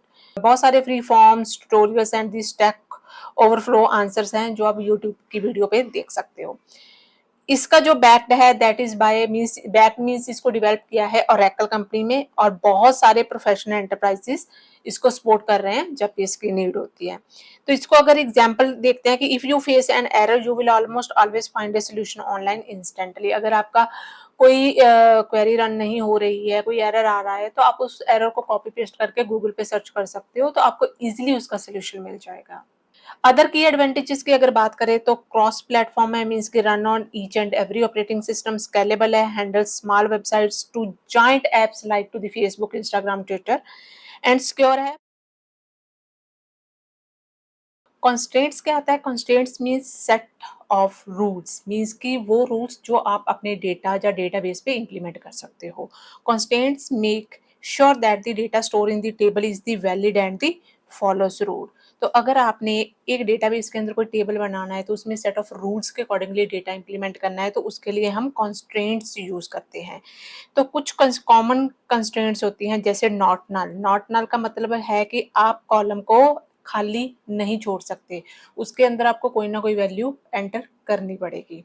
Unique means कि आप डुप्लीकेट वैल्यू इसमें एंटर नहीं कर सकते, उस टेबल में जितनी भी रोज होंगी सब में यूनिक डेटा होगा। प्राइमरी की का मतलब होता है that is a combination of not null and unique, means आपकी वैल्यू यूनिक भी होगी और नॉट नल भी होगी। फॉरेन की का मतलब क्या होता है कि जब आपने टेबल्स में लिंक्स क्रिएट करने हो, मीन्स कि अगर आपने रिलेशनशिप क्रिएट करना है दो या दो से ज्यादा टेबल के बीच में, तब हम फॉरेन की लगाते हैं। चेक इंश्योर करता है कि condition is true for the inserted value और नॉट। और डिफॉल्ट होता है कि हम एक ऐड कर देते हैं डिफॉल्ट वैल्यू, अगर यूजर कोई भी वैल्यू एंटर नहीं करता तो वो जो डिफॉल्ट वैल्यू हमने सेट की है वो ऑटोमेटिकली एंटर हो जाएगी। तो लिस्ट ऑफ कंस्ट्रेंट्स हम इसको बोल सकते हैं जैसे कि not null, unique, default, check, foreign key and primary key. इन सब के सिंटैक्स, इन सबको एग्जाम्पल के साथ इलेबोरेट करते हैं। अब यहाँ पर दो टेबल्स दिए हैं, अब हम बात करते हैं विदाउट कॉन्स्टेंट्स की, कि अगर मैं उस पे set of rules means constants नहीं लगाती उस वाले टेबल में और जिस टेबल पे मैंने कॉन्स्टेंट्स लगाए हैं उन दोनों टेबल में क्या डिफरेंस है। सबसे पहले हम विदाउट कॉन्स्टेंट्स की बात कर रहे हैं। यहाँ पर ये मेरा टेबल 1 है। यहाँ पर क्या हो रहा है, मैंने एक आईडी दी है, कुछ डेटा मैंने खाली भी छोड़ा हुआ है। इसका मतलब क्या है कि यहाँ पर मैं नल वैल्यू अलाउड है, मींस कि आप किसी भी कॉलम की वैल्यू को खाली छोड़ सकते हो। अब सेम अगर मैं टेबल की बात करूं तो आप देख रहे हो यहाँ पर कंडीशन बेस्ड डाटा भी हो रहा है। यहाँ पर 17 को इसलिए हाईलाइट यहाँ पर 17 को इसलिए हाईलाइट किया है क्योंकि यहाँ पर कंडीशन बेस्ड डेटा है। तो पहले हम बात करते हैं इस वाली चीज की। इसको हमने इसलिए हाइड किया है क्योंकि यहाँ पर मेरा जो है वो डुप्लीकेट वैल्यू आ रही है, डुप्लीकेट वैल्यू आ रही है, तो यहाँ पर मेरा यूनिक डेटा नहीं है। तो यहाँ पर कंस्ट्रेंट्स के बिना आप किसी भी कॉलम को खाली छोड़ सकते हो, डुप्लीकेट वैल्यू एंटर कर सकते हो। अब यहाँ पर अगर उसी टेबल को और इलेबोरेट करें, इस वाले टेबल में अगर मैं बात करूं तो इस वाले टेबल पे अगर मान लीजिए मैं आईडी वाले कॉलम पे नॉट नल की कंडीशन लगा दूं एंड जेंडर वाले पर भी नॉट नल का कंस्ट्रेंट्स लगा दूं, तो ये इंश्योर रहेगा कि इसके बीच में जो आईडी और जेंडर नाम का कॉलम है उसमें मैं कोई भी कॉलम खाली नहीं छोड़ सकती। अब 17 की बात करते हैं। इस पे मैंने कंडीशन लिखी है कि चेक क्या करेगा कि जिसकी एज 18 या 18 से अबव है वो डेटा मेरा हाईलाइट हो जाए। तो यहाँ पर अभी मैंने यूनिक डेटा वाला कंस्ट्रेंट्स नहीं लगाया है, मींस डुप्लीकेट डेटा अभी मैं एंटर कर सकती हूँ। तो यहाँ पर अभी हमने जो कंस्ट्रेंट लगाया एक नॉट नल का कि किसी भी कॉलम को मैं खाली नहीं छोड़ सकती, और एज में इस कंडीशन के बिना, मींस जो कंडीशन मेरी फॉल्स है वो डेटा एंटर ना हो सके। तो इसमें हम क्या करते हैं, ये जो आईडी ली है इस पे हमने नॉट नल तो लिखा है, साथ में हम यूनिक वैल्यू भी कर देते हैं। जैसे मान लीजिए ID each and every person की यूनिक होती है, तो यहाँ पर अगर मैं ये लिख दूं 1 2 3 4 5 तो अप टू सो ऑन, वैसे वो यूनिक और नॉट नल वाली आईडी चलती रहेगी। यहाँ पर हम ये कंडीशन लगा देते हैं, यहाँ पर भी नॉट नल लगा देते हैं। फोन नंबर भी सबके यूनिक्स होते हैं, तो जिस भी कॉलम पर आपको लगता है कि ये यूजर की यूनिक वैल्यू हो सकती है, आपने कॉन्स्टेंट्स उसी पर ही लगाने हैं। अब यहाँ पर बात करते हैं डिफॉल्ट की। तो डिफॉल्ट में क्या है, जैसे मान लीजिए यहाँ पे सिटी नेम दिया है।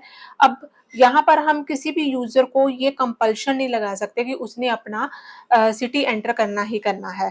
तो यहाँ पर मैंने ये लिखा कि अगर कोई भी यूजर अपना सिटी एंटर नहीं करता तो डिफॉल्ट वैल्यू मैंने आगरा सेट कर दी है, तो कि अगर कोई यूजर अपनी सिटी को एंटर नहीं करेगा तो बाय डिफॉल्ट उसके डेटा के सामने जो सिटी है वो आगरा ही फिल होगी।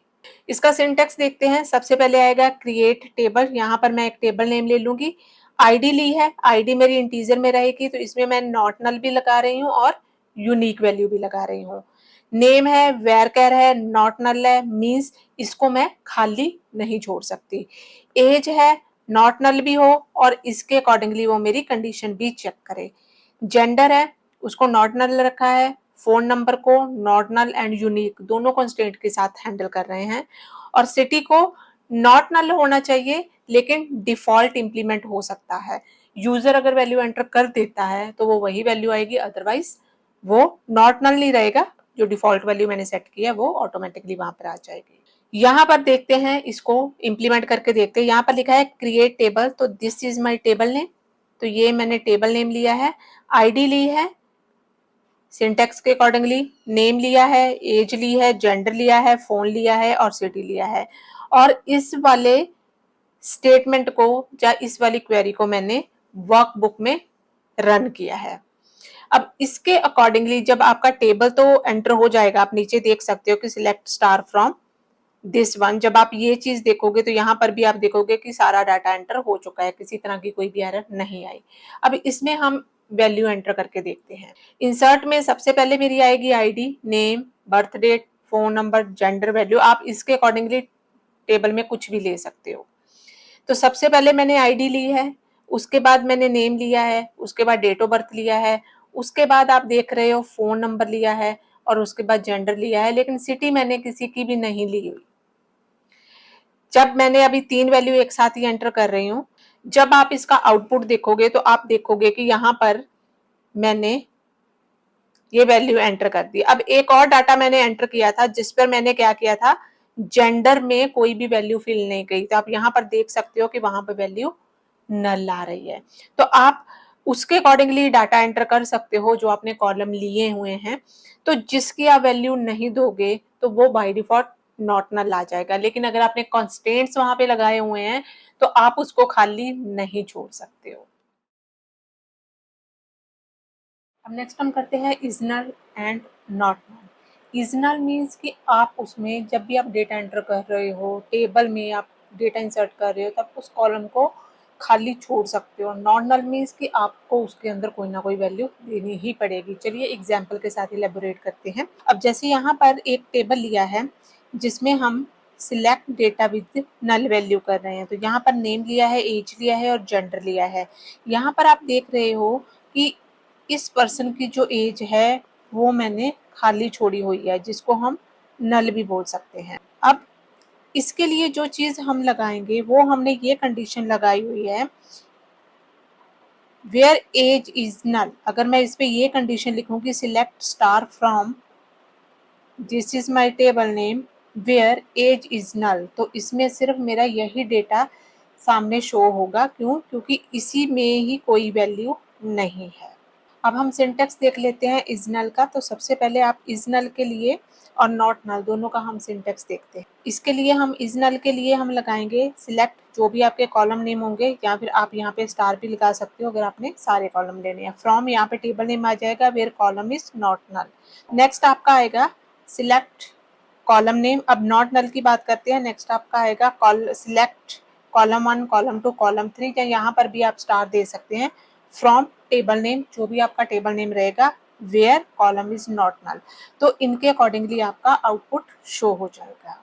अब जैसे यहाँ पर मान लीजिए ये मेरे पास एक डेटा है, यहाँ पर आप देख रहे हो कि 6th रो में नेम का तो डेटा है लेकिन जो डेट ऑफ बर्थ है दैट इज नल। उसी के नीचे 7th रो में जो नेम है दैट इज नल, लेकिन उसमें DOB का डाटा दिया हुआ है। तो इसके लिए जो मेरी कंडीशन लगेगी that is select star from person is table name where birth date is null. तो मैंने जिसकी भी नल डेट होगी मीन्स खाली स्पेस होगी वो डेटा आपके पास शो होके आ जाएगा। अब यहाँ पर अगर मैं ये लगा दूं select star from table name where name is not null, तो यहाँ पर आप देख रहे हो किसी का भी स्पेस नहीं दी हुई, मीन्स कोई भी रो खाली नहीं है, सब सेल में कोई ना कोई नेम का डेटा दिया हुआ है। तो ये सारे का सारा टेबल आपका शो हो जाएगा। अब ये जो कंडीशन है वो सिर्फ नेम पे इम्प्लीमेंट हो रही है। अब नेक्स्ट हम देखते हैं प्राइमरी कॉन्स्टेंट्स। प्राइमरी कॉन्स्टेंट्स क्या होते हैं? प्राइमरी कॉन्स्टेंट्स एक सेट ऑफ रूल्स होते हैं जिसमें होता है कि प्राइमरी की always has a unique data. इसमें आप डुप्लीकेट वैल्यू नहीं आप स्टोर कर सकते और इसमें आपका जो डेटा है वो हमेशा यूनिक ही रहेगा। और a primary key can not have null value means जो प्राइमरी की है उसके रूल्स हैं, एक तो आप डुप्लीकेट डेटा एंटर नहीं कर सकते, मीन्स जो आपका डेटा है वो यूनिक रहेगा। सेकंड इसमें ये होता है कि आप जिस भी आपने कॉलम पे प्राइमरी की लगाया है उसको आप नल नहीं कर सकते, मीन्स उसकी आप वैल्यू ड्रॉप नहीं कर सकते हो। A table can contain only one primary key constants, means कि पूरे टेबल पे जितने भी कॉलम है आप पूरे टेबल पे एक ही प्राइमरी की लगा सकते हो। जैसे मान लीजिए ये मेरे पास स्टूडेंट टेबल है, इसमें प्राइमरी की अभी मैंने ID पे लगाई है। अब सबसे बड़ा क्वेश्चन यही रहता है कि प्राइमरी की हम कौन से कॉलम पे लगाते हैं? तो प्राइमरी की हम उसी कॉलम पे लगाएंगे जिस कॉलम का डेटा यूनिक होएगा, लाइक ID। तो इस पे मैंने प्राइमरी की लगा ली है, तो इसमें या आप देख रहे हो ना तो वैल्यू नल है ना ही डुप्लीकेट डेटा है। बाकी आप जैसे एज आप देख रहे हो डुप्लीकेट हो रही है, सिटी आप देख रहे हो रिपीट हो रहा है, लेकिन ID ही एक ऐसा पार्ट है जो यूनिक भी है और नॉट नल भी है। अगर प्राइमरी की के साथ हम टेबल क्रिएट करें तो उसका सिंटेक्स देख लेते हैं। क्रिएट टेबल, यहाँ पे टेबल नेम आ जाएगा, ID इंटीजर में लिया है, एक तो नॉट नल लिया है, एक ऑटो इंक्रीमेंट लिया है। और ऑटो इंक्रीमेंट का मतलब क्या है कि जब आप इसमें वैल्यू इंसर्ट करोगे तो आप ID इंसर्ट नहीं करोगे, जब आप नया रिकॉर्ड करोगे तो ID ऑटोमेटिकली जनरेट हो जाएगी। नेम लिया है आपने, एज ली है, तो इस पे आपने सिटी लिया है, और यहाँ पर आप देख रहे हो प्राइमरी की आपने लगाई है ID पे, वो आप इसके साथ यहाँ पर भी लगा सकते थे, जहाँ आप एंड पे भी लिख सकते हो। ऑल्टर करना है, अगर मान लीजिए आपने एक टेबल क्रिएट कर लिया लेकिन आप प्राइमरी की ID पे लगाना भूल गए तो उसके बाद भी आप उसको ऑल्टर कर सकते हो। यहाँ पर आप लिख सकते हो ऑल्टर टेबल, यहाँ पर आपका टेबल नेम आ जाएगा, ऐड प्राइमरी की ID, या पर्टिकुलर कॉलम जिसमें भी आप लगाना चाहते हो आप प्राइमरी की लगा सकते हो। हम देखते हैं foreign key constraints. Foreign key constraints क्या होता है? Foreign key constraints is a use to link two tables together. तो प्राइमरी की अगर आपने दो टेबल्स के रिलेशनशिप में करनी है तो वहाँ पे प्राइमरी की नहीं, वहाँ पर उनका रिलेशनशिप बिल्ड करने के लिए आपको फॉरेन की लगानी पड़ेगी। लेकिन फॉरेन की के साथ साथ आप प्राइमरी की भी अपना बहुत वाइटल रोल प्ले करती है। वो कैसे, उसको मैं एक एग्जाम्पल के साथ इलेबोरेट करूंगी। तो फॉरेन की is in one table use two point primary key in the another table. इसको पहले समझते हैं। ये मेरे पास दो टेबल है, एक टेबल है मेरा स्टूडेंट टेबल, एक है मेरा सिटी टेबल। ये 1 है, ये 2 है। यहाँ पर आईडी ली है, नेम ली है, एज लिया है और सिटी लिया है। दूसरे में मैंने क्या लिया है, सिटी की आईडी ली है और इस पे मैंने क्या लगाया है, प्राइमरी की लगाया है और यहाँ पर मैं सिटी के नेम दिए हैं। अब इन दोनों टेबल के बीच में जब मैं कोई रिलेशनशिप क्रिएट करूंगी तो वो सिर्फ मेरा फॉरेन की के साथ ही पॉसिबल हो पाएगा। उसके लिए मैंने क्या किया, यहाँ पर जो मैंने सिटीज लिखे थे, सिटीज की बजाय अब मैं इनकी ये आईडीज यूज करूंगी। अब इस आईडी पर भी मैंने प्राइमरी की लगा दिया। अब स्टूडेंट टेबल पे जब सिटी की मैं आईडी यूज करूंगी तो वहां पर आपका फॉरेन की काम करेगा, तभी इन दोनों के बीच में रिलेशनशिप क्रिएट होगा। तो इस वाली आईडी पे जो मैंने प्राइमरी की लगाई थी, सेम वही आईडी अब मैं सिटी की बजाय उनकी आईडी यूज करूंगी तो वो देख लेगा कि 1 मीन्स आगरा है, 2 मीन्स भोपाल है, तो उसके अकॉर्डिंगली वो जिस टेबल के साथ आपने रिलेशनशिप क्रिएट किया है वो डाटा वहीं से फेच करेगा। अब यहाँ पर जो लिया है तो ये फॉरेन की ही है जो कि प्राइमरी की के थ्रू इन दोनों के बीच में एक लिंक जनरेट कर पा रही है। अब फॉरेन की अगर मुझे किसी भी टेबल पे लगानी है तो उसका लिखने का सिंटेक्स क्या है, क्रिएट टेबल स्टूडेंट, आईडी ली है जिसको मैंने not null and auto increment रखा हुआ है, नेम लिया है, एज लिया है और सिटी ली है। प्राइमरी की आईडी पे लगाई है तो आप नीचे लिखोगे फॉरेन की city preferences, this is called your preferences, तो इसमें आप लिखोगे रेफरेंसेस सिटी आईडी। तो मीन्स यहाँ पर फॉरेन की मैंने किस पे लगा दी है, सिटी पे लगाई है, लेकिन रेफरेंस कहाँ से ले, सिटी की आईडी से। तो यहाँ पर जब मैं ये वाला सेम चीज स्टेटमेंट को रन करके देखूंगी तो वो आपका यहाँ पर आईडी जनरेट करके आपको आउटपुट दे देगा। नेक्स्ट हम करते हैं इफ एंड केस क्लॉज। इसका मतलब क्या होता है कि जब आपने टेबल में से कंडीशन बेस्ड डाटा शो करवाना हो तो वो आप कैसे लगा सकते हो। तो यहाँ पर पहले हम इफ क्लोज करते हैं। यहाँ पर मेरा एक स्टूडेंट टेबल है और एक मेरा सिटी टेबल है। इन दोनों के बीच में मैंने डेटा क्रिएट करके रखा हुआ है। इसमें सिटी टेबल में सारा डाटा तो सेम ही है, लेकिन यहाँ पर एक रिजल्ट नाम का कॉलम अलग से बनाया हुआ है। इफ क्लॉज में हम यहाँ पे क्या लिखेंगे, एक ऐसी कंडीशन लगाएंगे कि अगर किसी की परसेंटेज 30% के इक्वल जहाँ उससे ग्रेटर है तो वो पास है, अदरवाइज वो फेल है। तो जैसे ही मैंने ये कंडीशन लगाई तो वो सारा डाटा मेरा रिजल्ट में शो हो गया। करना कैसे है वो देखते हैं। सबसे पहले हम लिखेंगे सिलेक्ट, जो भी आपके कॉलम नेम रहेंगे। इफ कंडीशन ट्रू तो रिजल्ट में क्या आए, फॉल्स है तो रिजल्ट में क्या आए। तो वो सब चीजें कौन से टेबल नेम पे आपने ये इम्प्लीमेंट करना है वो सारा आपका सिंटेक्स में ही डिस्क्राइब होगा। जैसे मान लीजिए यहाँ पर मैंने लिखा है सिलेक्ट आईडी नेम परसेंटेज, यहाँ पर आप स्टार भी दे सकते हो। If percentage is greater than equal to 30 तो पहले पास आ जाए, पहले आपकी ट्रू कंडीशन आएगी फिर आपकी फॉल्स कंडीशन आएगी। तो यहाँ पर आपकी फॉल्स कंडीशन है पास, अदरवाइज फेल। एज ये मेरा न्यू कॉलम बन जाएगा रिजल्ट्स फ्रॉम स्टूडेंट्स में क्या हो जाएगा, that is my table name. तो यहाँ पर आप अभी तक तो यही वाला मेरा टेबल था, लेकिन जैसे मैं इसको रन करूंगी तो आप देखोगे यहाँ पर मेरा एक रिजल्ट नाम का अलग से कॉलम ऐड हो जाएगा। केस क्लॉज करके देखते हैं। केस क्लॉज भी इफ की तरह ही काम करता है, जैसे हम स्विच लगाते हैं वही काम आपका केस क्लॉज करता है। तो इसमें हम क्या करते हैं, जो इफ है वो दो कंडीशन पे काम करता है, ट्रू एंड फॉल्स पे, लेकिन अगर आपको मल्टीपल कंडीशन लगानी है तो उसके लिए हम केस क्लॉज यूज करते हैं। इसी टेबल पे हम लगाते हैं। अब हम first second third division find out करते हैं।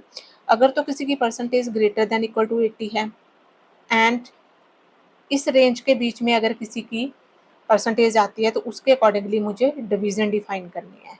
तो यहाँ पर सबसे पहले आएगा सिलेक्ट, यहाँ पर आप कॉलम भी दे सकते हो, स्टार भी दे सकते हो। केस आ जाएगा first condition, second condition, third condition, जितनी आपने कंडीशन देनी है वो आप देंगे। सारी कंडीशन देने के बाद लास्ट में आपका एल्स पार्ट आ जाएगा कि इट मीन्स अगर इसमें से कोई भी कंडीशन ट्रू नहीं होती तो आपका एल्स पार्ट चलेगा, और उसके बाद इस केस को एंड करके उस टेबल पे इम्प्लीमेंट कर दोगे। करना कैसे है, जैसे मान लीजिए मुझे यहाँ पर डाटा अपडेट करना है।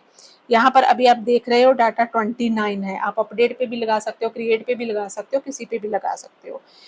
और यहाँ पर एक 7th है, इन दोनों का डाटा मुझे अपडेट करना है। तो यहाँ पे लगेगा update table name set percentage case ID, किसकी केस आईडी मैंने लिखा है 3, अगर तो देन वो 29 है यहाँ पर, तो इसको मुझे अगर 39 करना है, और जो 7 है इसको अगर मुझे 62 करना है, और यहाँ पर मैं एंड करने के बाद वेयर आईडी इन 3 एंड 7, तो यहाँ पर कंडीशन भी लगा दी। अब जैसे हम इसको रन करके देखेंगे select star from students dot students, तो यहाँ पर 39 की कंडीशन ही थी, देखिए 39 और 62, और यहाँ पर आपका डाटा 62 हो जाएगा। SQL में व्यूज क्या होते हैं और कैसे काम करते हैं। व्यूज बेसिकली होता है it is like a virtual table, means जो रियलिटी में एग्जिस्ट तो नहीं करते लेकिन उसका डेटा हमारे पास रहता ही है। It does not store a data physically unless it is the materialized view in the some database, means की फिजिकल ये कहीं पे स्टोरेज नहीं होती है इसकी। It store SQL query and show the result as पर if there is a table. तो इसकी बेसिकली अगर मैं आपको लेमैन लैंग्वेज में समझाऊं तो view is not a table, view आपकी क्वेरी को स्टोर करके रखता है। तो आप जब बड़ी बड़ी क्वेरी यूज करने के बजाय जब आप उसी को एक व्यू में दे देते हो तो आप डायरेक्टली उस व्यू को एग्जीक्यूट कर सकते हो। You can select filter join data using the view like to the normal table. Basically, this is called to the saved query, not for created data.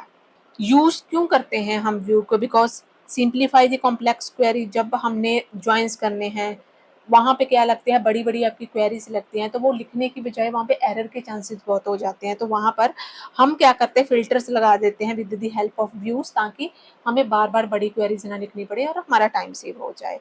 Enhance करते हैं सिक्योरिटी को, data अब्स्ट्रक्शंस रहती है इसमें, मीन्स डेटा को simplify कर सकते हैं, और रीयूजेबिलिटी रहती है, means same query same logic को हमें बार बार नहीं लिखना पड़ता।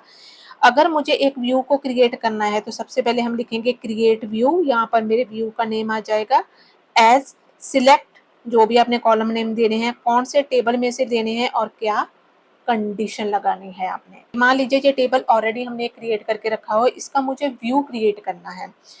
इसके लिए हम लिखेंगे क्रिएट व्यू, इसका नाम मैंने दे दिया IT एम्प्लॉयज एज सिलेक्ट, यहाँ पे कॉलम नेम भी दे सकते हो जहाँ आप स्टार भी दे सकते हो, from this is my table name where department equal to IT, तो मुझे सिर्फ IT के डिपार्टमेंट वालों का ही एक व्यू क्रिएट करना है। अब जब मैं डाटा देखूंगी तो इसके अकॉर्डिंगली मेरे पास 2 रिकॉर्ड आने चाहिए जिनका डिपार्टमेंट डेटा है, मीन्स की फर्स्ट ID वाला डेटा और थर्ड ID वाला डेटा। तो अब इसको अगर मुझे शो करवाना है डेटा तो उसके लिए हम लिखेंगे सिलेक्ट स्टार फ्रॉम, यहाँ पर आपका टेबल नेम नहीं आएगा, यहाँ पर आएगा आपका व्यू नेम। अगर मैं लास्ट स्लाइड देखूं तो व्यू नेम हमने यहाँ पर क्रिएट किया था। तो जब आप करोगे तब देखोगे आपके पास वही डेटा आ जा रहा है जिनका डिपार्टमेंट IT है, राज और अमन। अगर मुझे किसी व्यू को अपडेट करना है तो उसके लिए आप अपडेट क्वेरी लगा सकते हो, उसके लिए आप लिख सकते हो update that is my view name set salary is equal to this where name is equal to this. जब आप ये करके देखोगे तो जो भी आपने पर्टिकुलर कंडीशन लगाई है उस पर्टिकुलर नेम पे वो डेटा एडिट हो जाएगा। ड्रॉप करना है तो ड्रॉप व्यू, यहाँ पर आप व्यू का नेम दे सकते हो, तो आपके पूरे का पूरा व्यू परमानेंटली डिलीट हो जाएगा। टाइप्स ऑफ व्यूज कौन सी होती है, सबसे पहला होता है simple view. Simple view means based on a single table, इसमें कोई ज्वाइंस कोई भी एग्रीगेशन फंक्शंस नहीं होते जैसे कि हमने पीछे किए थे, दैट इज जो अभी हमने ये एग्जाम्पल की है इसकी, this is called your simple view. Second होता है कॉम्प्लेक्स, जिसमें हम मल्टीपल टेबल्स में काम करते हैं, जिसमें सब क्वेरीज होते हैं, ज्वाइंस होते हैं, एग्रीगेशन फंक्शंस होते हैं, जैसे create view department salary as select department comma average salary as average salary from employees group by department. तो यहाँ पर मैं मल्टीपल टेबल्स पे काम कर रही हूँ। एक टेबल मेरा कौन सा है, एक टेबल मेरा एवरेज सैलरी है और एक टेबल मेरा एम्प्लॉयज है, तो 2 टेबल्स में मैं काम कर रही हूँ, तो उस बेस पर भी आप क्या कर सकते हो, कॉम्प्लेक्स व्यू क्रिएट कर सकते हो। अपडेटेबल व्यू क्या होता है, जिसपे आप इंसर्ट, अपडेट या डिलीट रो अपने व्यूज पे इम्प्लीमेंट कर सकते हो। It is only based on a single table and it does not use by the group by distinct और एग्रीगेशन फंक्शन पे ये चीज काम नहीं करेगी। अगर मुझे अपने व्यू को चेक करना है तो कैसे मैं चेक कर सकती हूँ, show full tables where table type equal to views. तो यहाँ पर वो क्या कर देगा, पूरे डाटाबेस में जितने भी व्यूज हैं उन सब की आपको लिस्ट बना के दे देगा। अब अगर एडवांटेज की बात करें तो इसमें क्वेरी सिंप्लीफाई होती है, सिक्योरिटी होती है and showing the limited columns according to your conditions. आप डेटा एब्स्ट्रैक्शन कर सकते हो, रीयूजेबल कर सकते हो फॉर रिपोर्टिंग एंड एनालिटिक्स के लिए। डिसएडवांटेज की बात करें तो कई बार क्या होता है, sure if based on the complex query, क्योंकि कई बार हमें ये लगता है कि टेबल के अंदर व्यूज कैसे क्रिएट करें, कहीं कोई एरर ना आ जाए, तो वहां पर आपकी वो डिसएडवांटेज रह सकती है। Can not always update complex views, कई बार छोटी एरर की वजह से या फिर बहुत ज्यादा डाटा होने की वजह से वो कॉम्प्लेक्स व्यू बना देता है और उसमें किसी भी तरह का एक्शन परफॉर्म नहीं करता है। Extra layer can be make debugging harder. View का मतलब क्या है कि टेबल के ऊपर आपकी एक और लेयर लग जाएगी जिसपे वो सारा डेटा इंप्लीमेंट होता है। अगर समरी की बात करें तो व्यू क्या है, that is A virtual table that is based on the select query. इसको हम यूज करते हैं सिंप्लीफाई करने के लिए, क्वेरी को सिक्योरिटी के लिए और अब्स्ट्रैक्शंस के लिए। 3 टाइप्स होती है इसमें, सिंपल, कॉम्प्लेक्स और दी अपडेटेबल। कमांड जो इसमें चलती है, क्रिएट कमांड क्रिएट करने के लिए, ड्रॉप कमांड परमानेंटली डिलीट करने के लिए एंड सिलेक्ट फ्रॉम व्यू जो कि वर्चुअल टेबल बेस्ड डाटा रहेगा आपका। नेक्स्ट हम करते हैं ज्वाइंस। ज्वाइंस बेसिकली होता है combining the data from the multiple tables. अगर मुझे एक, दो या मल्टीपल टेबल के बीच का सारा डाटा एक ही टेबल में कंबाइन करना हो तो तब हम ज्वाइंस करते हैं। Joins allow you to fetch related data from a multiple tables in a single query के थ्रू आप कॉमन डेटा निकाल सकते हो। तो डिफरेंट टाइप के ज्वाइंस होते हैं। इनर ज्वाइंस होता है जो कि only matching row from both table. तो इनर ज्वाइन ने क्या करना है, सिर्फ रो को मैच करना है दोनों टेबल के बीच में। लेफ्ट क्या करता है, all row from the left plus matching from the right. Right join होता है एंड फुल ज्वाइन होता है। इन सबको एक एक करके डिटेल में डिस्कस करते हैं। सबसे पहले हम इनर ज्वाइन देखते हैं। Inner join in A MySQL return only the records that having matching value in the both sides. Means कि जो भी कॉमन डेटा होगा जो दोनों टेबल के साथ मैच करेगा वो आपका इनर ज्वाइन में आएगा। तो इसके लिए जो सिंटैक्स होता है, सिलेक्ट टेबल 1 का कॉलम नेम, टेबल 2 का कॉलम नेम, फ्रॉम कौन से टेबल में चाहिए, तो यहाँ पर आप लिख दोगे इनर ज्वाइन, किसके साथ इनर ज्वाइन करना है, टेबल 2 के साथ, ऑन टेबल 1 का कॉलम इक्वल टू टेबल 2 का कॉलम। मींस यहाँ पर सबसे पहले मैं एक कॉलम टेबल 1 का लूंगी और एक कॉलम मैंने टेबल 2 का लेना है। तो ये मेरा टेबल 1 है और ये मेरा टेबल 2 है। एक एक कॉलम मैंने इनमें से सिलेक्ट कर लिया। अब मुझे इनर लगाना है किसमें, कि अगर इसमें जितने भी कॉलम हैं और इसमें जितने भी कॉलम हैं उनका जो मैचिंग डेटा है वो मुझे इनर ज्वाइन के थ्रू शो करके दिखाएगा। जैसे मान लीजिए मेरे पास एक स्टूडेंट नाम का टेबल है और एक कोर्सेज नाम का टेबल है। इसमें से आप देख रहे हो कि यहाँ पर एक तो कोर्स आईडी है दैट इज कॉमन डाटा, क्योंकि दोनों में से अगर कोई डेटा कॉमन होगा तभी वो आपकी कॉमन वैल्यू निकाल पाएगा। और बाकी सब डेटा, इसमें 3 कॉलम है, इसमें 2 ही कॉलम है, तो इसमें से एक कॉलम ऐसा है जो लिंक्ड है, मीन्स सेम है। तो इनर ज्वाइन जब हम लगाएंगे, select students, students dot student ID, सबसे पहले स्टूडेंट आईडी को सिलेक्ट करेगा, comma student name, comma course name, comma course dot course name that is called my table name and this is my column name. तो course के अंदर वो क्या करेगा, कोर्स के नेम को डिफाइन करेगा फ्रॉम स्टूडेंट्स। हो गया। अब इनर ज्वाइन मुझे किस पे लगाना है, कोर्सेज पे लगाना है। उसके बाद मुझे क्या लगाना है, ऑन स्टूडेंट्स के जो स्टूडेंट्स डॉट कोर्स आईडी है equal to course dot course ID. तो कोर्स आईडी, तो अब इसका जो आउटपुट आएगा ये चीज, तो क्योंकि उसने आईडी भी देनी है और स्टूडेंट नेम भी देना है और लास्ट में आपको कोर्स का नेम भी देना है। तो आईडी मैं नहीं शो करवा रही, इसी के बेस पर ही मैं इनर ज्वाइन क्रिएट कर रही हूँ। तो सबसे पहले उसने आईडी दे दी, फिर उसने नेम शो कर दिए और फिर उसने क्या किया, जो ID1 का, अब यहाँ पर आप देख रहे हो 3 ही रिकॉर्ड हैं यहाँ पर, 1 2 3, फोर्थ 104 इज मिसिंग, बट यहाँ पर 104 है, यहाँ पे 105 है, लेकिन यहाँ पे 105 नहीं है, तो 3 तक का डाटा तो मैच हो रहा है मेरा। तो उसने क्या किया, तीनों का ही डाटा शो कर दिया। जो पहला है वो रोहन का चला जाएगा, पाइथन सेकंड वाले को चला जाएगा, वेब डेवलपर थर्ड वाले को चला जाएगा, उसके बाद तो डेटा ही मैच नहीं कर रहा, तो वो आपका डाटा भी शो नहीं करेगा। लेफ्ट ज्वाइन की बात करते हैं। लेफ्ट ज्वाइन इन MySQL क्या रिटर्न करता है, all row from the left table and matching row from the right table. मतलब लेफ्ट टेबल का तो सारा डाटा आएगा ही आएगा और राइट टेबल का वही डेटा आएगा जो लेफ्ट के साथ मैच हो रहा है। If there is no match it returns null from the right table column. तो इसमें हम लिखेंगे यहाँ पर अब क्या होगा, सेम चीज आएगी, बस इनर ज्वाइन की जगह अब आपका लेफ्ट ज्वाइन आ जाएगा। ये टेबल 1 का डाटा है और टेबल 2 के बीच में मैं दोनों में से कॉमन डेटा निकाल रही हूँ। जैसे ये 2 टेबल हैं, तो इसमें अगर मैं ये लिख दूंगी this is called my student ID, student name, और ये सेम क्वेरी लगाई। अब लेफ्ट ज्वाइन में मैं जब करूंगी तो मैंने बोला है कि जो लेफ्ट वाला कॉलम है उसका तो सारा डाटा आएगा, तो आप देख रहे हो इसका सारा डाटा आ रहा है और इसका जो सारा कॉलम जो मैच कर रहा है इसमें वही डाटा आएगा। अब बात आती है कि यहाँ पर नल क्यों आ रहा है।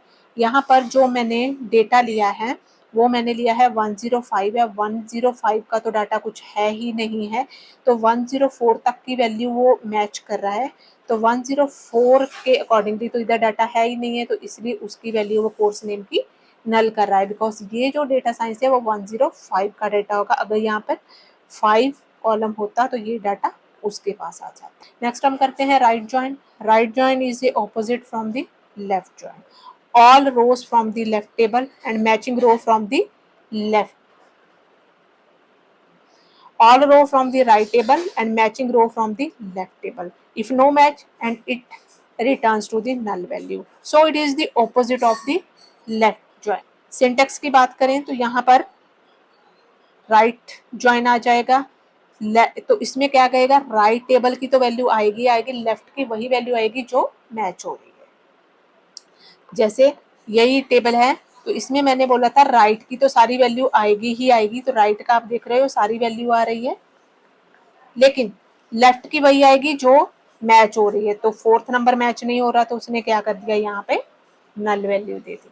फुल ज्वाइन की बात करते हैं। Full join is also called a full outer joins, all rows from the left table और rows from the right table match where available. अगर कुछ भी मैच नहीं होता तभी वो आपको नल वैल्यू देगा। So it's command the efforts of the left join and the right join, ensure the no data is lost from the either table. तो यहाँ पर अगर मैं देखूं फुल ज्वाइन की अगर मैं बात करूं तो यहाँ पर हमने फुल ज्वाइन लगा देना है। फुल ज्वाइन के बाद हमने क्या करना है, ये 2 टेबल हैं, ये मेरा रिजल्ट है, तो उसके अकॉर्डिंगली 1 2 3, तो ये वाला डाटा मैच नहीं हो रहा तो वो क्या करेगा, दोनों के डाटा को कंबाइन कर देगा। लेकिन अगर आप देख रहे हो फोर्थ वाले डेटे का नाम तो कुछ है नहीं है, तो वहां पर वो क्या कर देगा, नल वैल्यू शो करके दिखा देगा।